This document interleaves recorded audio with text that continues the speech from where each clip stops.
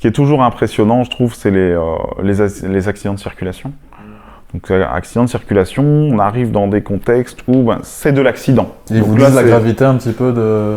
c'est genre juste des gens qui sont choqués. C'est nous qui déterminons en général sur place parce que c'est toujours impressionnant un accident de voiture. Avec justement les services de police, c'est eux qui sont appelés en premier ou bien... Alors en fait, tout le monde est appelé en même temps, en général. Tout le monde est appelé en même temps. C'est le premier arrivé qui va donner une situation. Après, nous, on n'a pas de canal de communication avec la police. Donc, eux ne peuvent pas retransmettre vers nous la gravité de la situation. Bah, du coup, c'est ça que je me disais, parce qu'ils ne sont pas forcément formés. Donc, si c'est la police qui arrive avant... Ils sont formés au premier secours.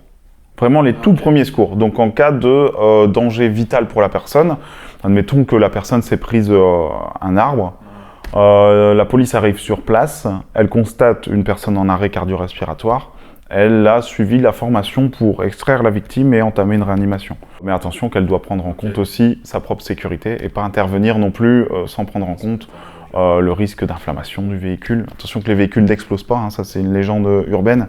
Alors, sauf si quelqu'un transporte une bouteille de gaz, attention, il ne faut pas me faire dire ce que j'ai pas dit. Nous, au niveau ambulance, on est géré par le SPF Santé Publique et les pompiers sont gérés par le SPF Intérieur. Donc, tout ça sur des bases légales, c'est compliqué de communiquer ensemble sans compromettre le secret professionnel et du coup aller trop loin dans un secteur ou dans un autre. Donc c'est très régulé, donc on est limité au niveau communication. Il y a quelques années de ça, c'était beaucoup plus facile de communiquer.